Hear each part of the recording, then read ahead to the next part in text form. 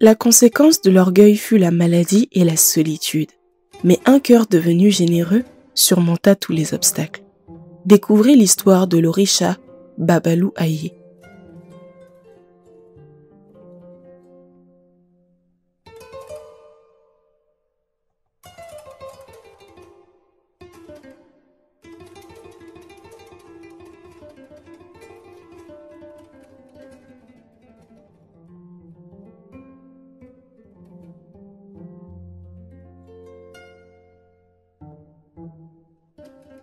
Il était une fois dans une contrée Yoruba méconnue, un prince qui régnait sur ses sujets avec orgueil et mépris. Malgré la volonté du divin, qui donna à ce prince tout ce dont un homme pouvait rêver, il se montrait particulièrement égoïste et méprisant et n'écoutait pas les conseils et les remarques de ses aînés. Son entourage souffrait de le voir ainsi, lui qui avait tout pour réussir. Ce prince si hautain et si condescendant n'était autre que Babalou Ayé. Il se pensait intouchable sans savoir que dans l'ombre, les puissances qu'il avait établies sur son trône et sur cette terre étaient en train de vouloir reprendre tout ce qu'elle lui avait donné. Les conséquences des actes du prince ne tardèrent pas à se faire sentir. De grands maux frappèrent le royaume, amenant avec eux de nombreuses maladies. Le premier touché fut bien évidemment le prince lui-même. Le jeune homme d'apparence si séduisante et distinguée vit son corps recouvert de toutes sortes de plaies. Il fut également contaminé par plusieurs maladies qui le rendirent difforme et boiteux. Rejeté de tous, même de ses propres fils, et accusé d'avoir provoqué la colère des Orishas, le prince fut chassé de son royaume, condamné à l'exil. Seul et désemparé, Babalou Ayé sollicita l'aide des Orishas, mais se souvenant de sa nature méprisante et orgueilleuse, aucun d'entre eux ne fut disposé à lui venir en aide. Babalou Ayé était désormais seul face à son destin.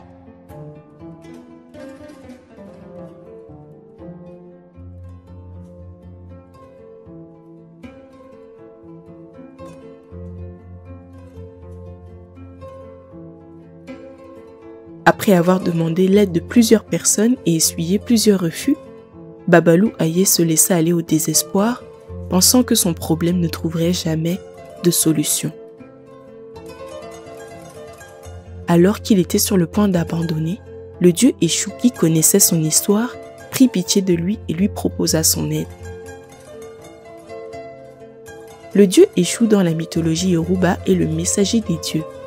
On dit qu'il est également le dieu des carrefours et des chemins. Il est connu pour son espièglerie et sa malice. Il est tantôt décrit comme pouvant se montrer bon ou mauvais. C'est ainsi qu'Eshu mena Babalou Ayé au grand Orisha Orunmila afin qu'il puisse trouver les réponses à ses questions. Orunmila dans la mythologie Yoruba fait partie des divinités primaires qui assistèrent et contribuèrent à la création de notre univers. C'est un Orisha très puissant et très respecté, reconnu pour sa clairvoyance et sa sagesse. Il est l'Orisha qui maîtrise la divination et la capacité d'interpréter les signes. Eshu présenta donc Babalou Ayé auprès du grand Orisha Orunmila, mais Orunmila, mécontent de voir Babalou Ayé, dit à Eshu: « Eshu, tu as le don pour m'amener les cas les plus complexes. Je vais interroger l'Ifa et nous verrons ce qu'il en est. »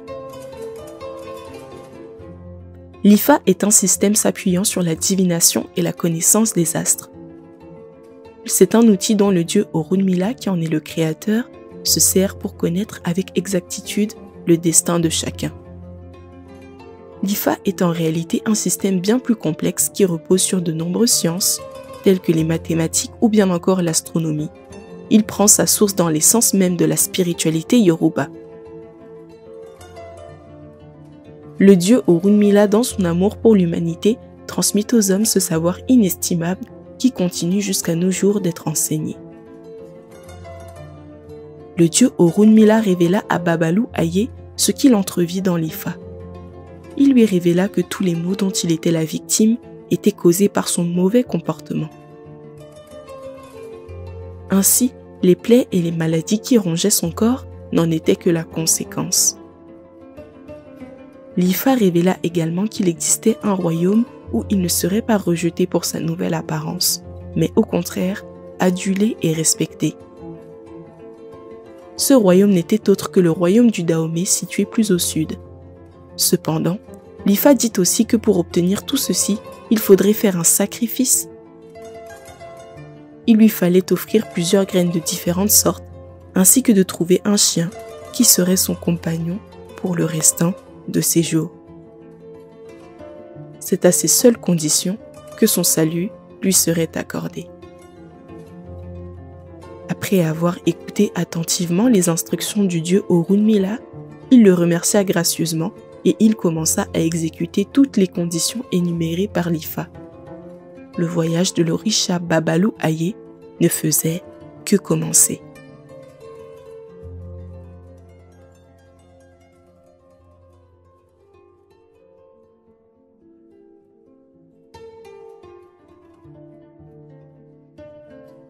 Avec l'aide du dieu Eshu, Babalou Aye réussit à trouver un chien qui serait son compagnon de fortune pour toutes ses prochaines aventures.